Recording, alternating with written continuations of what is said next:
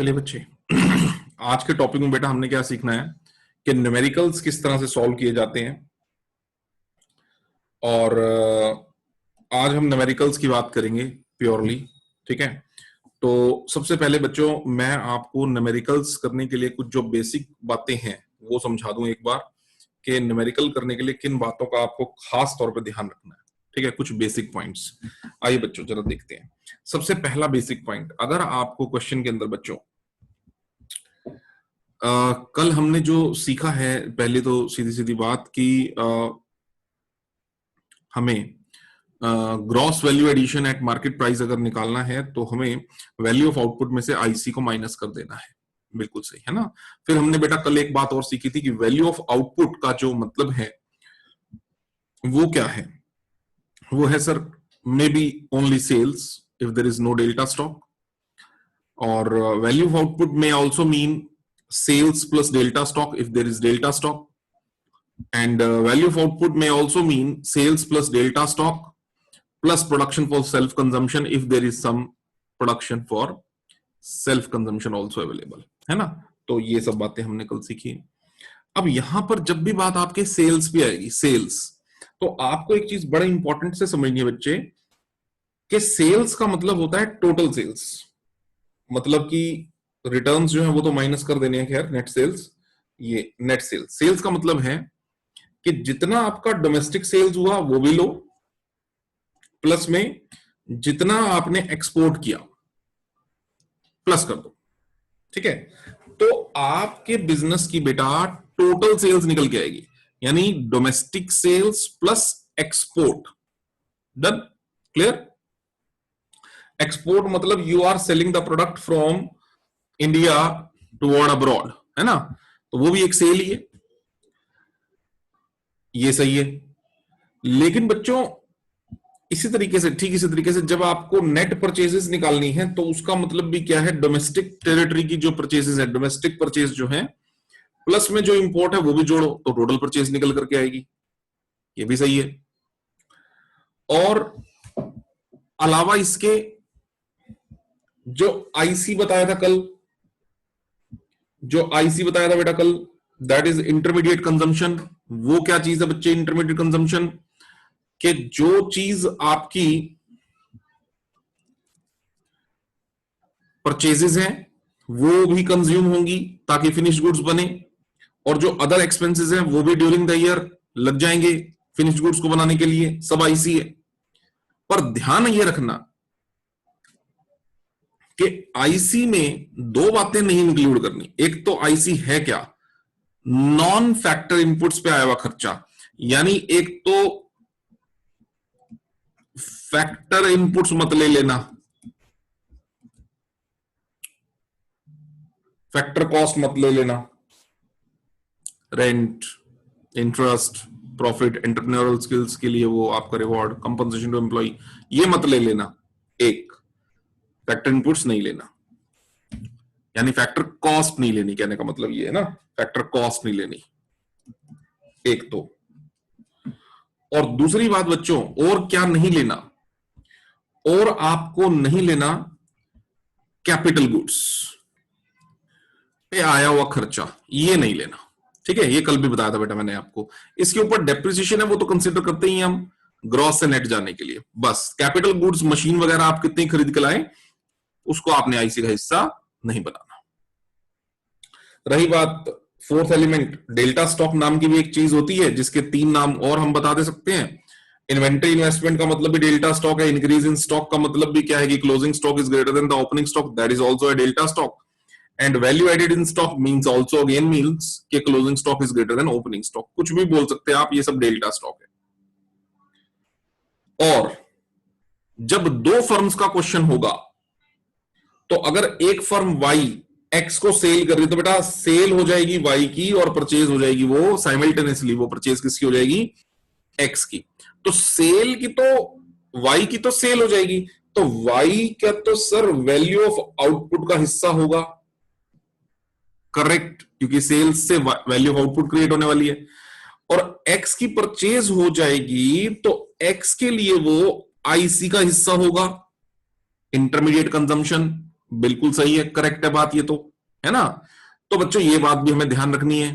तो इन सब बातों से हमारे को समझ में आता है कि किस चीज को डील करना है। अब कुछ एक दो क्वेश्चंस आपसे पूछते हैं, जरा देखते हैं कितनी बात समझ में आ रही है। Calculate intermediate consumption in the following cases. आपको आईसी बताना बेटा, इन सब सिचुएशंस के अंदर आईसी बताना है, इंटरमीडिएट कंजम्पशन। जब आईसी है 1200 और इंपोर्ट है 300, तो आईसी कितना होगा इस क्वेश्चन के अंदर? हाँ जी, फटाफट से बताइए बच्चों, जल्दी, जिससे पूछूं वो बता देगा। ठीक है, अमन 1200, यस। अरे बेटा, जब तेरे को 1200 दे ही दिया आईसी, तो माइनस थोड़ी ना कर दोगे यार, क्या बात कर रहे हो आप लोग।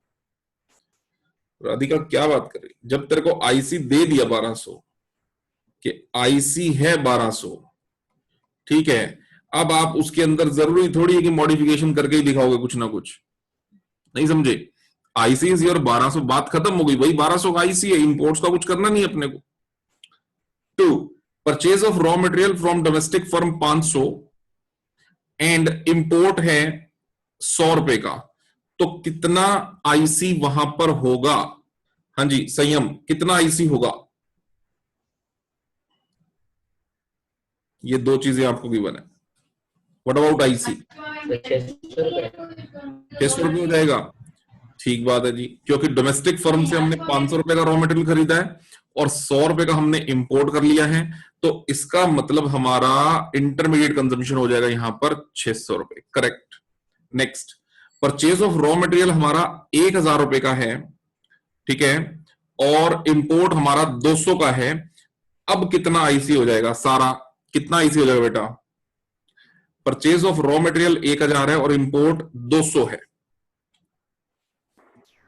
सर 1200। 1200।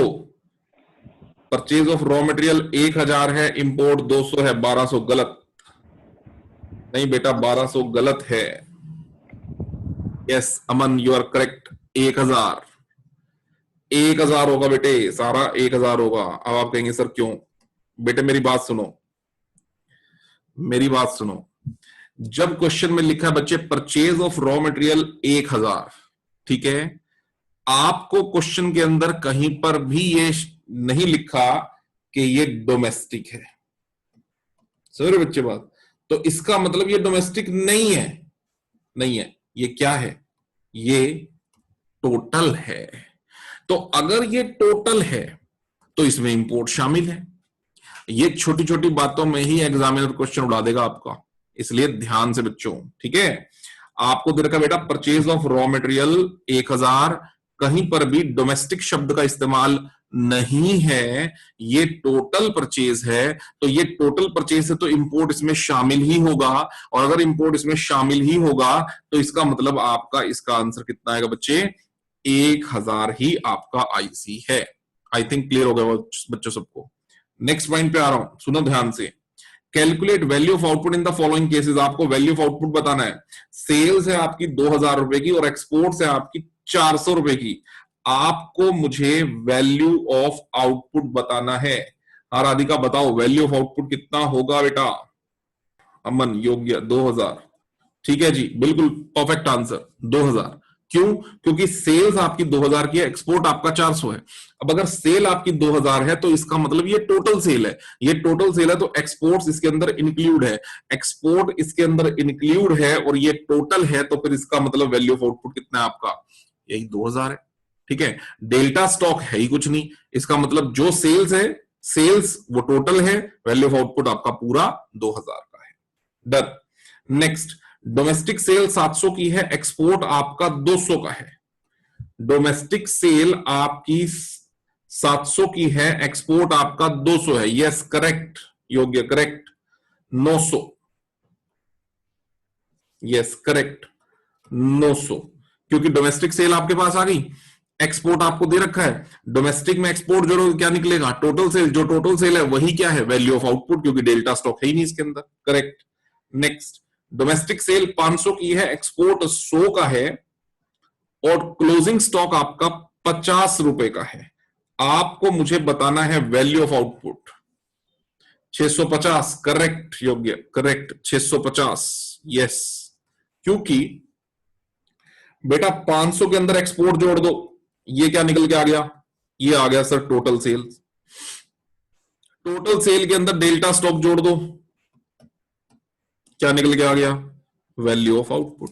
खत्म, यही कुछ नहीं, बहुत आसान है। ठीक है, तो इस तरह से बच्चों आपको इन क्वेश्चंस को करना है। अब बात आती है सर क्या डिफरेंस है क्या वैल्यू ऑफ आउटपुट और वैल्यू एडिशन में? अरे बहुत बड़ा डिफरेंस है वैल्यू ऑफ आउटपुट और वैल्यू एडिशन में, है ना, समझते हो आप लोग? वैल्यू ऑफ आउटपुट और वैल्यू एडिशन में तो बच्चे बहुत डिफरेंस है। वैल्यू ऑफ आउटपुट का मतलब होता है जो आपने आउटपुट दी उसकी वैल्यू, जो आपने आउटपुट दी किसकी, गुड्स एंड सर्विसेज की, जो आपने आउटपुट दी उसकी वैल्यू। अब उसकी वैल्यू बेटा इसका मतलब क्या है कि सेल्स वो इंक्लूड होना चाहिए, बता रखा मैंने, कल भी बताया था। दूसरा आपको इसके अंदर इंक्लूड करना है डेल्टा स्टॉक, वो भी क्योंकि प्रोड्यूस हुआ है, और प्रोडक्शन फॉर सेल्फ कंजम्पशन क्योंकि वो भी प्रोड्यूस हुआ है पर वो डोमेस्टिक कंज्यूम हुआ, डेल्टा स्टॉक कंज्यूम ही नहीं हुआ, और सेल्स जो है वो बिक गया। तो कहने का मतलब है इन तीनों को जोड़ोगे तो निकलेगा वैल्यू ऑफ आउटपुट। जबकि वैल्यू एडिशन का मतलब क्या है, वैल्यू एडिशन का मतलब है इसमें से आईसी माइनस कर दो, वैल्यू ऑफ आउटपुट में से आईसी माइनस कर दो तो आपका वैल्यू एडिशन निकलेगा। यानी ये तो परफेक्ट एडिशन है, किसमें, to the values of goods and services at different stages. बिल्कुल करेक्ट। कैलकुलेशन कैसे, यहां पे वैसे मैं फॉर्मूला कौन सा देखा, देखो, number of units produce into price, ये तो सेल का वो आ गया, प्लस डेल्टा स्टॉक, प्लस लिख लीजिए साथ में प्रोडक्शन फॉर सेल्फ कंजम्पशन। हालांकि एक आधे न्यूमेरिकल में ही कहीं ये पॉइंट होगा, बट हो तो सकता ही है, इसलिए इसको लिख ले बेटा, प्रोडक्शन फॉर सेल्फ कंजम्पशन। ये भी क्या है, जो प्रोडक्ट बना है, जो प्रोडक्ट बना है परंतु उसको हमने अपने घर में इस्तेमाल कर लिया है, तो बेटा जो प्रोडक्ट बना है उसकी वैल्यू ले रहे हैं तो इसको भी जोड़ना ही पड़ेगा साथ में। तो PSC, production for self consumption, yes ये इंक्लूड होगा। बाकी रही बात वैल्यू एडिशन की, वो तो ठीक है, value of output minus IC, done है। क्या कोई ऐसी सिचुएशन भी है जिसमें वैल्यू ऑफ आउटपुट आपका वैल्यू एडिशंस के बराबर हो जाएगा? बेटा बहुत रेयर बात है वैसे तो, आप एक बार सोचिए जरा कि वैल्यू एडिशन खुद है किसके बराबर, value of output minus IC के बराबर है। अगर किसी क्वेश्चन के अंदर आपका आईसी जो है वो जीरो कंसिडरेशन में हो जाए, जीरो हो जाए, लो बात बन जाएगी वहां पर आपका वैल्यू एडिशन बेटा किसके बराबर हो जाएगा, वैल्यू ऑफ आउटपुट के बराबर हो जाएगा। ये एक सिंपल सी एक बात है कि आईसी के जीरो होने पर ऐसा हो जाएगा। रही बात गवर्नमेंट सेक्टर की बात, ये आगे बताऊंगा आपको, अभी आगे पूरी तसल्ली से इनकम मेथड के अंदर इसको क्लियर करूंगा। चलिए आओ बच्चों कुछ न्यूमेरिकल की प्रैक्टिस करते हैं, मेरे साथ साथ आप एक दो न्यूमेरिकल की प्रैक्टिस करें मेरे साथ, आपको पूरे के पूरे क्वेश्चंस क्लियर हो जाएंगे कि किस तरह से हमने इस मेथड के न्यूमेरिकल्स को करना होता है। आइए सिंपल से न्यूमेरिकल से धीरे धीरे हम उसको कॉम्प्लिकेटेड करते चले जाएंगे। लो जी एक मजेदार सा क्वेश्चन लेते हैं बेटा, बढ़िया क्वेश्चन एक लेते हैं। हाँ जी, क्वेश्चन नंबर 2 बच्चों ले रहा हूं, मेरे साथ साथ आप लोग करिएगा, करिए शुरू करिए। हमें क्वेश्चन के अंदर सेल्स है गिवन, क्लोजिंग स्टॉक है बेटा, ओपनिंग स्टॉक है, राइट। करना क्या, पहले ये देखो, हमें from the following data about a firm X for the year 2000-2001 calculate the net value added at the market price during that year. Okay, आपको नेट वैल्यू एडिशन निकालना है बेटा। जब ग्रॉस वैल्यू एडिशन होता है, देखो इधर ध्यान दो, जब gross value addition at market price होता है तो आप उसको क्या बोल देते हो, जीडीपी एट एमपी बोल देते हो ना, समझाया था कल मैंने, जीडीपी एट एमपी बोल देते हो बेटा।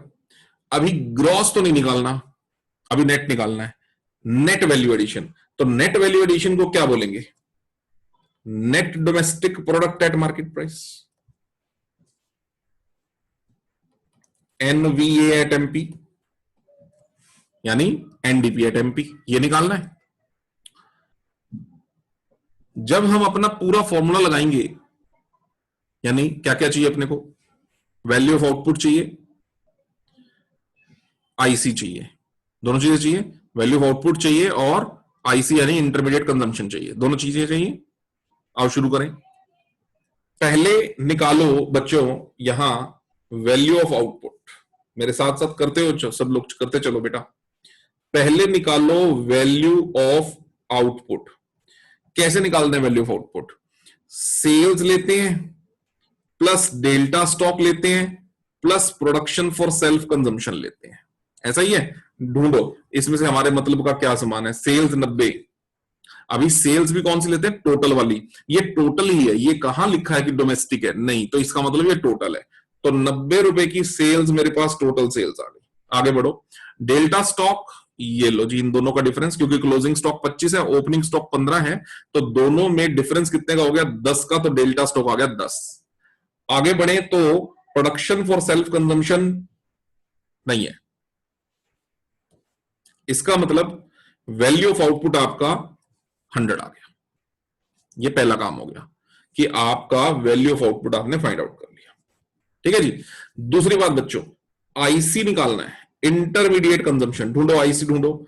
आईसी तो सर गिवन ही है, आईसी तो गिवन ही है ऑलरेडी। ये देखो आईसी में तो आपको वैसे होता क्या है, रॉ मटेरियल की परचेज, फ्यूल एटसेट्रा, ये प्लस करना, ये सब आईसी होता है। बट अपने को आईसी ऑटोमेटिकली कैलकुलेटेड है 40। ये लो जी 40 का आईसी।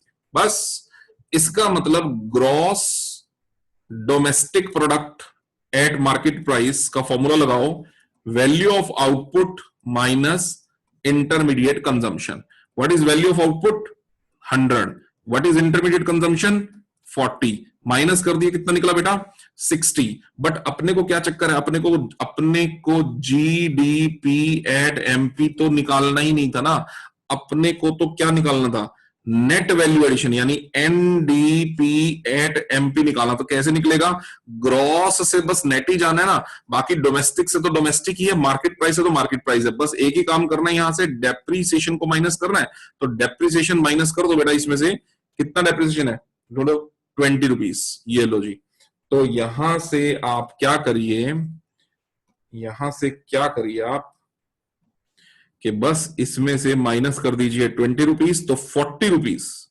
हाँ जी 40 रुपीज आपका वही चीज आ जाएगी जो आपकी रिक्वायर्ड है, यानी कि net domestic product at market price. इसको आप net domestic product at market price बोल दो, इसको आप net value addition at market price बोल दो। बच्चों बात तो एक ही है, और वही हमें इस क्वेश्चन के अंदर निकालना था। ये मैंने सबसे सिंपल सा एक क्वेश्चन आपको करके दिखाया, ताकि आपको ये पता लगे कि ये जो वैल्यू एडिड मेथड है, इसके अंदर आखिरकार करना कैसे होता है काम। ये एक बेसिक सा क्वेश्चन है।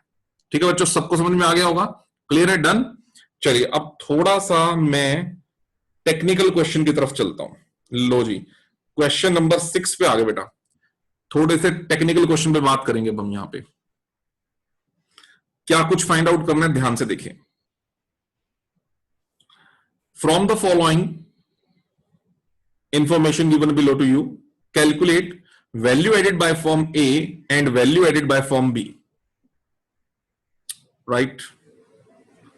GDP at MP, ठीक है, सबके देखो दो फर्में हैं ले देके, फर्म ए फर्म बी।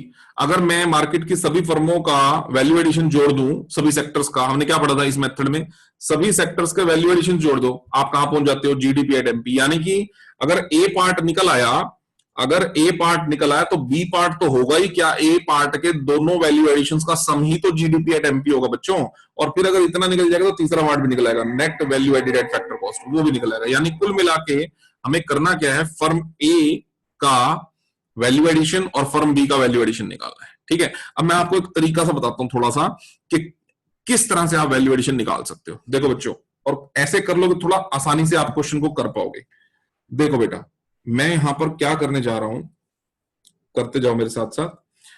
ये मैं ए के बारे में लिखना जा रहा हूं कुछ इस तरह से, ए के बारे में।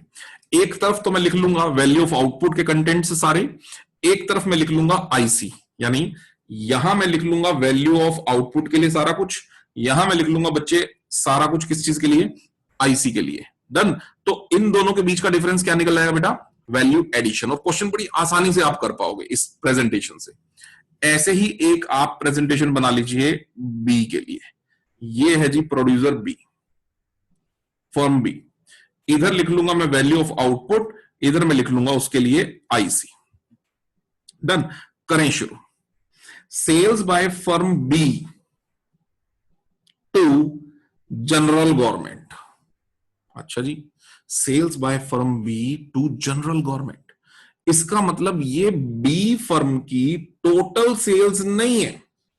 एक बार पढ़ के देखें, क्या बी फर्म की टोटल सेल्स भी दे रखी है क्या, ए की तो मिल गई, सेल्स बाय फर्म ए, ये देखो बेटा सेल्स बाय फर्म ए।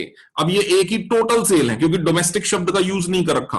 अब इसके अलावा ए ने जो कुछ भी एक्सपोर्ट किया हो, गवर्नमेंट को बेचा हो, हाउस होल्ड को बेचा हो, किसी प्रोड्यूसर को बेचा हो, किसी को बेचा हो, हमने उन सब चीजों को इग्नोर कर देना है, छोड़ देना, क्योंकि हमारे पास ए की क्या गिवन है, टोटल सेल। आप सर टोटल शब्द नहीं लिखा बेटा, फिर डोमेस्टिक शब्द भी नहीं लिखा, तो आप इसको डोमेस्टिक एज्यूम नहीं कर सकते, आप इसको टोटल एज्यूम कर सकते हो। तो ए के बारे में तो कोई प्रॉब्लम ही नहीं है, अपने पास टोटल सेल है। बी को देखो एक बार, sales by firm B to household, okay, और sales by firm A to B, नहीं सर बी की टोटल सेल गिवन नहीं है, इसका मतलब टुकड़ों वाली सेल ही लेके चलनी पड़ेगी, टूटी फूटी, थोड़ी सी इसको, थोड़ी सी उसको, थोड़ी सी इसको, इस तरह की सेल सारी जोड़ोगे तो बी की टोटल सेल निकलेगी। डन है बेटा। ए की टोटल सेल है, ए की टुकड़ों वाली सेल जोड़ने की जरूरत फिर अब हमारे को नहीं है। चलिए शुरू करते हैं। तो sales by firm B to general government, लो जी, ये है बी के एलिमेंट में लिख रहा हूं मैं सेल्स, ठीक है, सेल्स के एलिमेंट है, फर्स्ट एलिमेंट है, एक थोड़ा बी की सेल्स दे रखी है हमें, कौन सी, जनरल गवर्नमेंट की।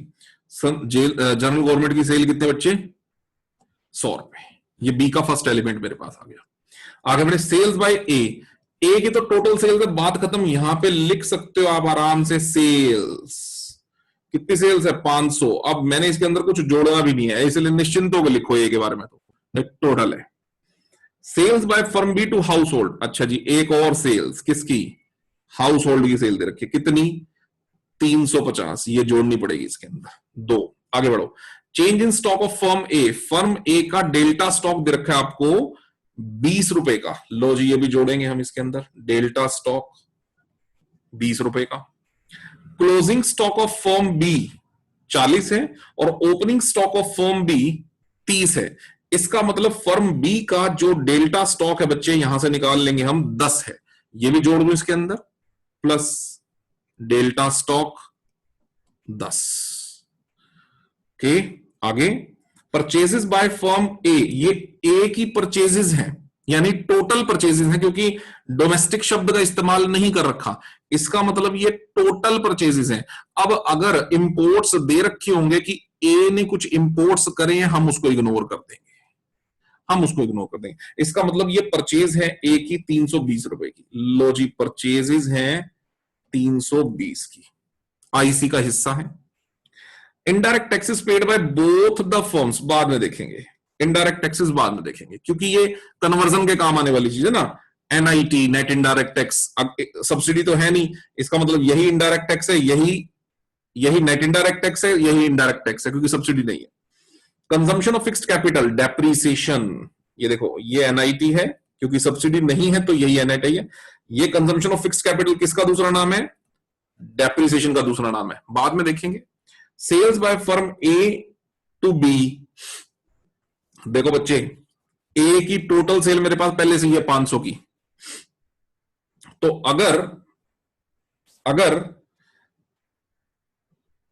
ए की टोटल सेल मेरे पास पहले से ही है, तो बेटा इस सेल को मैं इग्नोर करूंगा, सोचो आप, इस सेल को मैं इग्नोर करूंगा, इस सेल का मुझे कुछ भी नहीं करना, लेकिन हां बी के लिए ये परचेज है और बी का मेरे को आईसी गिवन नहीं है, तो इसका मतलब बी की तो परचेज में इसको शामिल करना पड़ेगा बेटा, बी का तो परचेज बन गया ना, ये तो परचेज बन गया तो आईसी बनेगा, आईसी का कंटेंट बनेगा कितना, 200 रुपए, ये बी की परचेज है। Done, clear. अब और तो बस खत्म हो गया सर, ठीक है। यहां से 520 रुपए का वैल्यू ऑफ आउटपुट निकल के आ जाएगा आपके सामने। आईसी 320 रुपए का दिख रहा है बच्चों आप लोगों को यहां पर, तो इसका मतलब फर्म ए का तो हिसाब किताब डन है सर, और फर्म ए का आपका वैल्यू एडिशन निकल के आ गया यहां से 200, 520 माइनस 320 इज इक्वल्स टू 200। लो जी ए का तो काम खत्म। आ जाओ बी पे, बी का क्या हिसाब किताब है जी, बी का हिसाब किताब बेटा है कि बी का सेल्स है 100 की, एक 350 की, 450 रुपए की तो सेल है, 450 प्लस डेल्टा स्टॉक है ₹10 का, तो 460 की इसकी है वैल्यू ऑफ आउटपुट। और आईसी बच्चे मुझे दिख रहा है यहां पे 200 का। इसका मतलब ये हो गया कि फर्म बी का जो वैल्यू एडिशन है बेटा, वैल्यू एडिशन है वो आ गया आपके पास ₹260 का। इसमें से मैंने इसको माइनस कर दिया, ठीक है, ₹260 का वैल्यू एडिशन है। अब इन दोनों के वैल्यू एडिशन को जोड़ दो, क्योंकि हमने क्या पढ़ा बेटा, sigma value addition by all the sectors that is equal to 200 plus 260, sigma value addition कर दो 460। और सिग्मा वैल्यू एडिशन करके हम पहुंचते कहां हैं, हम पहुंचते हैं जीडीपी एट एमपी पे। तो ये भी काम हो ही गया, फिर हमारे दो आंसर्स आ ही गए, जीडीपी एट एमपी तक भी पहुंच गए हम। अच्छा, फिर उसके बाद क्या कहता है, उसके बाद कहता है सर एक आंसर और निकाल दो। जीडीपी एमपी आ गया ना 460, उसका वैल्यू एडिशन उसका दोनों का जोड़ दिया, कि एक आंसर और निकाल दो। क्या निकाले भाई, net value added eight factor cost और निकाल दो। बच्चे क्या क्या करना पड़ेगा सोचो, जी है, एन जाना है, माइनस डेप कर दो, डन। डेप कितना है, कंजम्पशन ऑफ फिक्स्ड कैपिटल 120। और क्या करना है बेटा, डी से हो गया मेरा, जी से हो गया एन, और डी से तो डी जाना है, और एमपी से एफसी जाना है। एमपी से एफसी जाने के लिए मुझे क्या करना पड़ेगा, मुझे इसमें से माइनस करना पड़ेगा एनआईटी। अब जब क्वेश्चन में सब्सिडी नहीं है, मैंने पहले भी बताया आपको, तो जो इनडायरेक्ट टैक्स है उसमें से सब्सिडी के नाम का कितना पैसा माइनस होगा, 0। तो इसका मतलब ₹75 का इनडायरेक्ट टैक्स है, सब्सिडी 0। इसका मतलब एनआईटी अपने आप में क्या आ गया, 75 ही आ गया। इसको भी क्या कर दूं मैं, एनआईटी को भी माइनस करना पड़ेगा, क्योंकि एमपी से एफसी जाना है। बस इन दो ट्रांजैक्शन को कर लो और आंसर आपके पास आ जाएगा 265। और ये 265 क्या आ गया बच्चे, नेट वैल्यू एडिशन या NDP at FC, net value addition at factor cost, NDP at FC या एनवीए एट एफसी। इस तरह से बच्चों बहुत सिंपल सिंपल क्वेश्चन है, ठीक है। इस तरह से हमने इन क्वेश्चंस को निकालना है बच्चों। मेरे हिसाब से ये क्वेश्चन भी आप सब लोगों को बहुत अच्छे समझ में आ गया होगा। आइए थोड़ा सा और लेवल को इंक्रीज कर देते हैं जरा। लो जी, एक इस तरह के क्वेश्चंस बड़े फेमस से हो जाते हैं 3 से 4 नंबर के लिए। क्वेश्चन नंबर 9 देख लीजिए, बड़े फेमस क्वेश्चन है 3-4 नंबर के लिए ये वाले। Calculate intermediate consumption from the following data. लो जी, बहुत सिंप्लीफाइड का क्वेश्चन है, आपको आईसी निकालना है। सबसे पहले बच्चों फॉर्मूले को लिखें।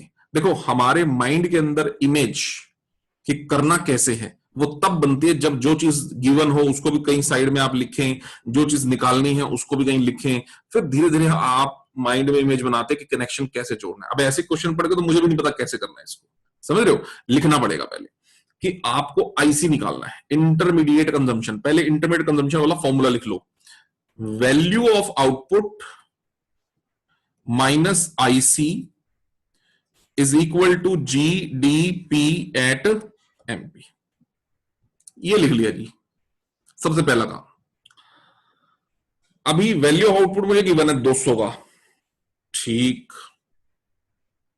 अच्छा एक बात और, आईसी का फॉर्मूला क्या बन गया फिर, वैल्यू ऑफ आउटपुट प्लस किसी भी तरह से जीडीपी एट एमपी निकाल लूं अगर, तो साहब आईसी तक तो पहुंच ही जाएंगे, फिर तो हो जाएगा काम। अब वैल्यू ऑफ आउटपुट तो है अपने पास, ये लो जी, value of output minus GDP at MP, इधर जा रहा है माइनस का होगा, उधर वो आईसी जा रहा है पॉजिटिव होगा। तो वैल्यू ऑफ आउटपुट में से अगर जीडीपी एट एमपी माइनस कर दूं तो बेटा मेरा काम हो जाएगा ना, मेरा आईसी निकल आएगा। तो अब ले दे के बात क्या रह गई, GDP at MP. GDP at MP निकाल लेते हैं। जीडीपी एट एमपी के लिए उसने एक एलिमेंट दे रखा है आपको, क्या एलिमेंट दे रखा है, नेट वैल्यू एडिड यानी एनडीपी एट एफसी दे रखा है उसने आपको। कितने रुपए का दे रखा है, 80 रुपए का। कोई भी जुगाड़ लगाओ और इसको कन्वर्ट करो जीडीपी एट एमपी के अंदर, बस ये करो अब आप, है ना। क्या करना पड़ेगा, नेट से ग्रॉस जाना है प्लस डेप्रीसिएशन कर डालो, डोमेस्टिक से तो डोमेस्टिक ही जाना है, फैक्टर कॉस्ट से मार्केट प्राइस जाना है तो प्लस कर डालो एनआईटी, नेट इनडायरेक्ट टैक्सेस। दो काम करने हैं इसका मतलब, ठीक है ना। तो डेप्रिसिएशन ढूंढो तो 20 है, ये रहा डेप्रिसिएशन ढूंढो तो 20 है, कर दो +20। और एनआईटी ढूंढो तो sales tax, indirect tax, subsidy given है 10, इनडायरेक्ट टैक्स 15, सब्सिडी का इनडायरेक्ट टैक्स है, और 5 रुपए की सब्सिडी है, ठीक है। सॉरी, सेल्स टैक्स का इनडायरेक्ट टैक्स है 15 और सब्सिडी है 5 की, तो एनआईटी हो गया वहां पे 10 रुपए, तो नेट इनडायरेक्ट टैक्स है 10। तो इसका मतलब मैं कहना चाहता हूं कि 80 और 20 और 110 रुपए आ गए बच्चों आपके पास, ये आंसर 110 क्या आ गया मेरे पास, GDP at MP, gross domestic product at market price. बस 110 रुपए का ये जीडीपी एट एमपी आट माइनस कर दो, तो बच्चे काम खत्म। आईसी कितना आ गया आपके पास, 90 रुपए का इंटरमीडिएट कंजम्पशन आ गया। ये लो सर, ये क्वेश्चन डन हो गया, 9th क्वेश्चन डन है, ठीक है ना। 3 क्वेश्चन कर दिए, देखो कितनी जल्दी जल्दी में हो रहे हैं काम। तो एक बार में बस करना आ जाए, बाकी तो और कुछ नहीं है। ये इसमें प्रोडक्शन फॉर सेल्फ कंजम्पशन दे रखा बच्चों, ये देखो मैं हाईलाइट कर दूं, प्रोडक्शन फॉर सेल्फ कंजम्पशन, ये आपको जोड़ना पड़ेगा वैल्यू ऑफ आउटपुट निकालते हुए। मैंने कहा था ना, एक आधा न्यूमेरिकल ऐसा जरूर मिल जाएगा जिसमें प्रोडक्शन फॉर सेल्फ कंजम्पशन होगा, जिसको आप डील करेंगे तो वैल्यू ऑफ आउटपुट निकलेगा। बाकी और इसमें बताऊं क्या एलिमेंट है। इनकम टैक्स आपका डायरेक्ट टैक्स होता है, इसको मत डील करिएगा। एक्साइज ड्यूटी आपका इनडायरेक्ट टैक्स है, इसको डील करिएगा। सब्सिडी तो आपको गिवन ही है, इसका मतलब नेट इनडायरेक्ट टैक्स आप कितना लेकर चलेंगे बेटा, यहां पर 30 रुपए का, 70 - 40 एनआईटी नेट इनडायरेक्ट टैक्स आपका आ जाएगा 30। बाकी बाकी बाकी तो सब नॉर्मल है इसमें, बाकी कुछ नहीं है, बाकी सब नॉर्मल है। एक बात और, परचेज ऑफ रॉ मटेरियल ये आईसी का हिस्सा बनेगा। इलेक्ट्रिसिटी चार्जेस, यस ये आईसी का हिस्सा बनेगा, ठीक है। Decrease in stock, decrease in stock इसका मतलब आप डेल्टा स्टॉक माइनस का 70 लेके चलेंगे बच्चों। अगर इंक्रीज इन स्टॉक होता है तब तो आप उसको पॉजिटिव लेके चलते हो ना डेल्टा स्टॉक को, यहां पर इंक्रीज इन स्टॉक नहीं है ना, यहां पर डिक्रीज इन स्टॉक है, तो माइनस का 70 लेकर के चलेंगे।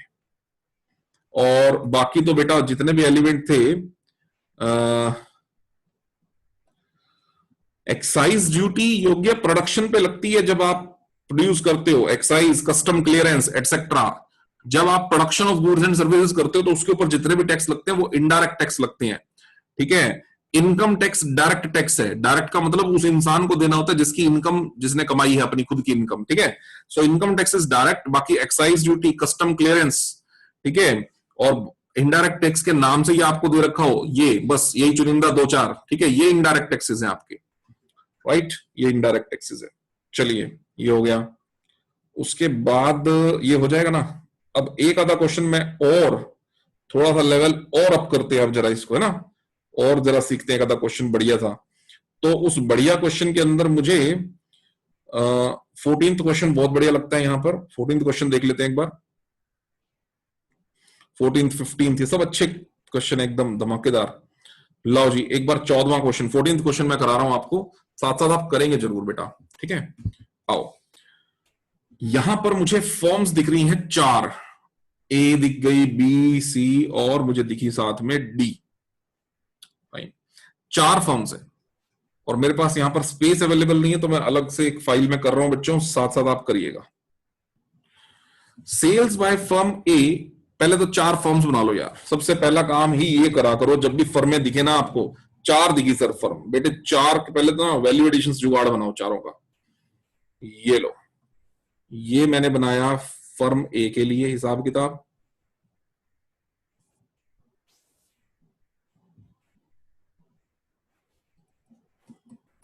फर्म ए, ठीक है। ये बनेगा बेटा आपका फर्म बी,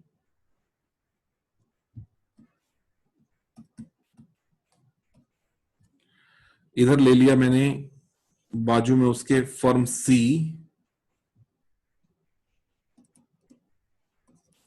और ये ले ली बच्चों मैंने फर्म डी। चारों फर्म्स में एक चीज कॉमन कर रहा हूं मैं बच्चों, value of output on the left hand side, IC on the right hand side, and the difference will be the value addition. Sales by firm A are 80, मतलब टोटल सेल्स है, तो कहीं भी डोमेस्टिक शब्द का यूज नहीं है, तो total sales by firm A 80 sales sales 80 and sales by firm B 300 crore, ये भी इसकी भी टोटल है, sales 300. Value added by firm B and C are equal.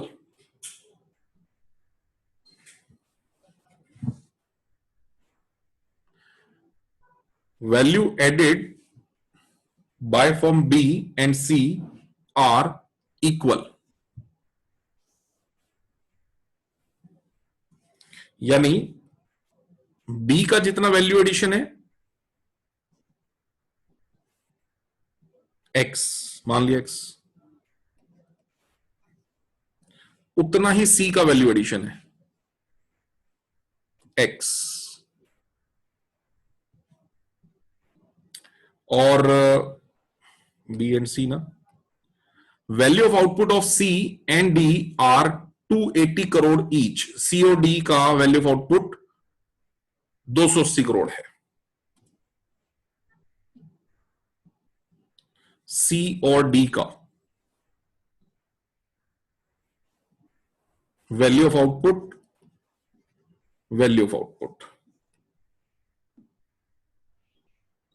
280 crore है.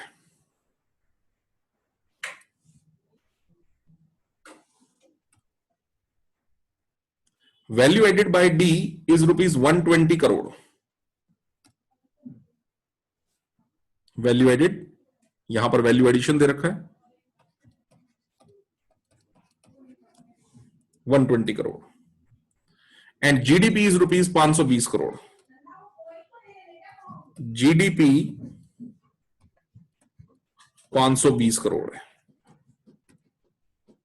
ठीक है बच्चों, एक बार क्वेश्चन ट्राई करें, जरा आप लोग कोशिश करें करने की, फिर मैं भी देखता हूं. सेल्स हमारे पास आ गई 80 की, ठीक है, और हमारे पास इसका वैल्यू एडिशन है, इसका वैल्यू एडिशन है, इसका वैल्यू एडिशन 120.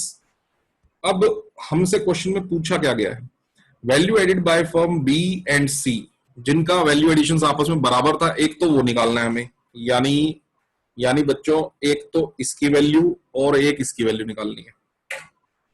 और इसके अलावा value of input of firm B, ठीक है, value of input of firm B एक ये निकालना है, और value of input of firm C और एक बच्चों ये निकालना है.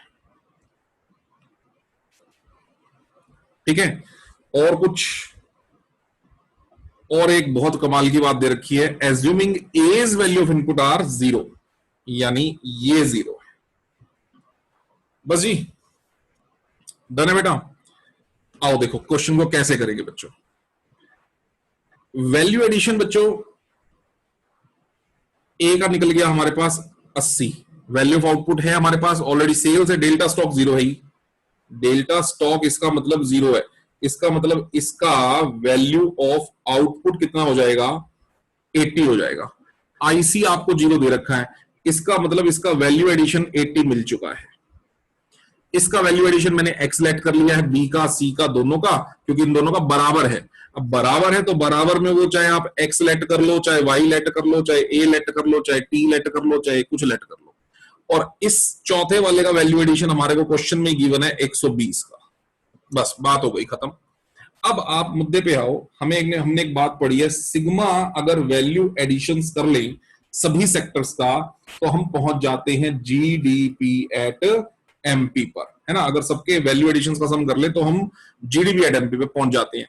तो पहले वाले सेक्टर का फर्म ए का वैल्यू एडिशन कितना बच्चों, देखो सिग्मा वैल्यू एडिशन 80, दूसरे वाले का वैल्यू एडिशन x, तीसरे वाले का वैल्यू एडिशन x, चौथे वाले का वैल्यू एडिशन 120. इन सबके वैल्यू एडिशन का सम 520 तो होगा ही, क्योंकि sigma value addition is equal to GDP at MP and GDP at MP is given to you 520.